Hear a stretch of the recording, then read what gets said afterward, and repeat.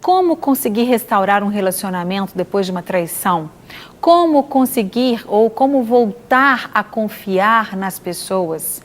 Como devemos agir em casos de traição? O diálogo deve ser sempre o caminho para entender quem trai e conseguir superar? Dá para ter um relacionamento novamente com a pessoa que traiu?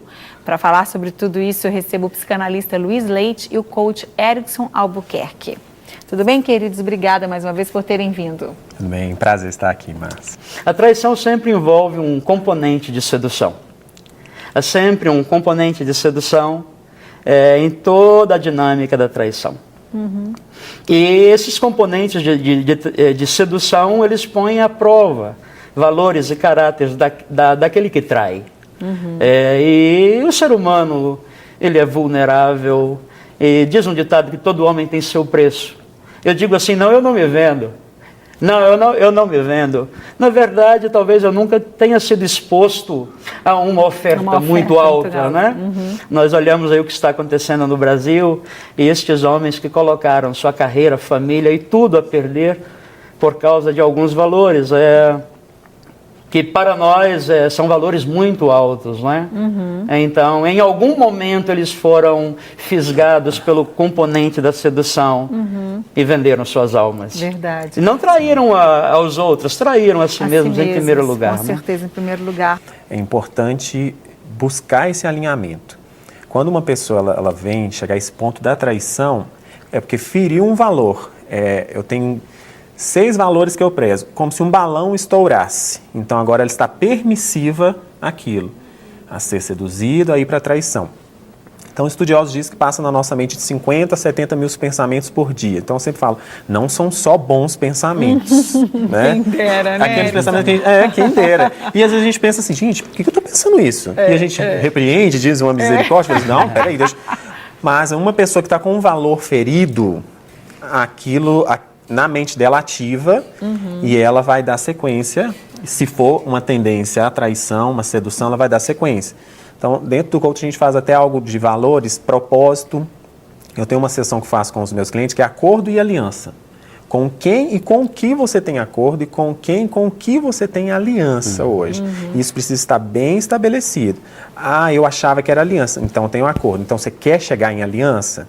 Já aconteceu de, eu tenho uma aliança com a minha esposa, mas quando ele foi ver, caracteristicamente, era um acordo. Então, vamos percorrer, querido, que tem um caminho aí, ela está te esperando. Que bom. Ele está propício a algo, a cair nesse ponto. Então, é um propósito desalinhado, um valor ferido.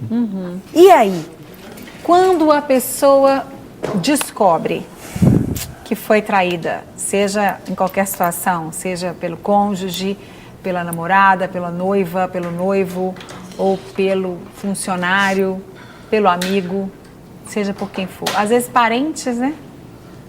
O que fazer com essa bomba?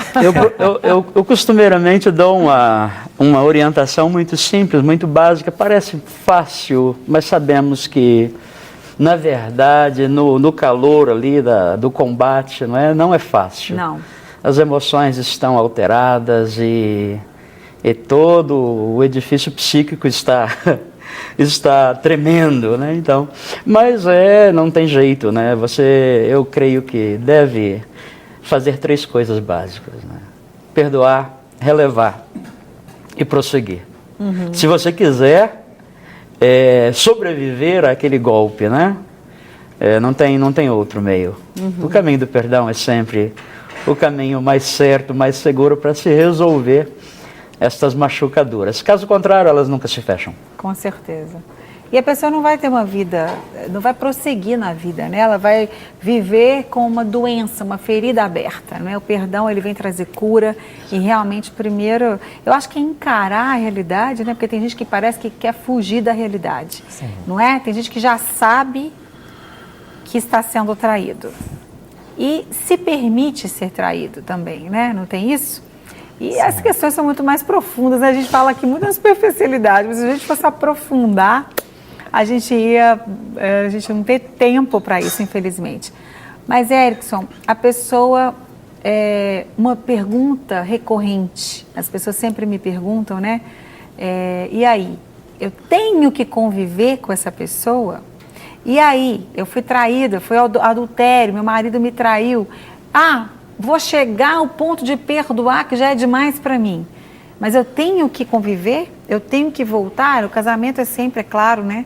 Se há arrependimento de verdade, há perdão, o casamento tem que continuar a prosseguir. Você falou muito bem no finalzinho da nossa conversa sobre a diferença entre o acordo e a aliança. Sim. Você não pontuou a diferença, né? Mas você pode até pontuar essa diferença agora para as pessoas que estão assistindo e já emendar essa resposta. Eu tenho que conviver com aquele meu parente, com aquele meu funcionário, com aquele meu patrão que me traiu? Acho que aí, decisão. Primeira coisa, quando nós somos traídos, eu sempre comparo a gente como um edifício. Tem algumas bases, ele não foi tudo que desmoronou. A tendência é eu me entregar completamente, tudo desmorona. Todas as áreas, e aí eu me entrego no emocional e eu posso até entrar numa depressão e todas as áreas param. Conviver ou não com a pessoa vai ser acho que o segundo passo de uma decisão. Acho que o primeiro passo é o seguinte: eu consegui olhar para outra pessoa, consegui olhar para ela e não estou curado, não sentir mágoa, vamos dizer, não guardar nenhum ressentimento. Como a gente está falando aqui, como você disse, não é fácil. Parece fácil, falando, mas eu sei que é difícil, mas é um processo. Por isso que a gente fala que é um processo de psicanálise, um processo de coaching. Ela vai precisar de uma ajuda, de um acompanhamento, de um discipulado, uma terapia, aquela ferramenta que ela mais se identificar. Mas eu vejo que, assim, depois desse processo, eu consigo olhar para o outro e não estou sentindo nada, eu acredito que vem a decisão de perdoar e continuar ou não. Porque tem pessoas que não querem conviver mais com ele, ou com ela. Mas é uma forma de também não perdoar. Não vou conviver. Eu tenho que chegar a um ponto de olhar, querer conviver, te ver, mas liberar um perdão. Então, esse segundo passo, vou conviver ou não, vejo que é uma consequência disso. Firmando aí, acordo, eu tenho um acordo dentro de uma aliança. Exemplo, quando nós começamos relacionamento, namoro, o que eu faço? Um acordo. Vamos namorar? Vamos. Você pode ficar lá em casa até que horas? Porque meu pai, ele exige até 11 horas. Olha, você não pode ficar com ninguém e eu também não posso ficar com ninguém. Então a gente começa os acordos. Esses acordos, eu sempre falo que nesse caminho, até chegar a uma aliança, ele passa por 4 bases. Honestidade, aí eu começo a ser honesto com você. O compromisso começa a crescer, a confiança e o respeito. Aí eu chego numa aliança, que é o ponto de, vamos nos casar? Porque esse acordo ficou tão forte que eu nunca mais quero que você saia da minha vida. Isso eu estou falando de pessoas, mas um exemplo, Jesus ficou tão forte que eu não preciso carregar uma aliança com Jesus, mas ele não sai mais da minha vida. É um exemplo, eu comecei com um acordo, eu quero ele. Então, mas isso ficou tão forte que isso não sai mais de mim. Perdão ficou tão forte que isso não sai mais de mim. Eu carrego isso agora, porque eu aprendi, eu gerei isso dentro de mim. Será que tem como a gente prevenir a traição? Não há possibilidade de prevenir o comportamento humano, né? Algumas pessoas são mais previsíveis, mas não há possibilidade de antecipar-nos ao comportamento destas pessoas quando elas estão expostas àquelas situações que as levam, não é, a considerar a traição.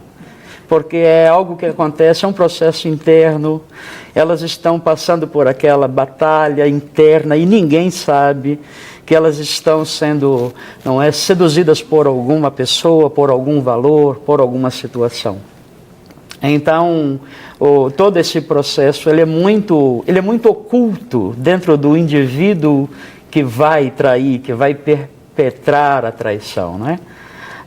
É curioso que a palavra traição tem a mesma origem, não é? Tem a mesma base que a palavra tradição. Elas são próximas, são parentes, não é? Tradição do latim tradere significa trazer algo a alguém ou passar algo a alguém. A traição é passar algo a alguém em prejuízo de outrem. passar algo a alguém que não deveria jamais ser passado, não é? E quando uma pessoa ou outra, né, esse grande caso dos Estados Unidos, aí, o Edward Snowden, não é, que traiu a nação americana, passando informação em prejuízo do país, né? Hoje ele está com a cabeça a prêmio como um traidor.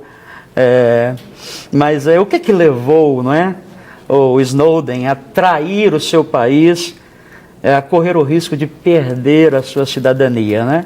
Então é algo muito interno, muito subjetivo.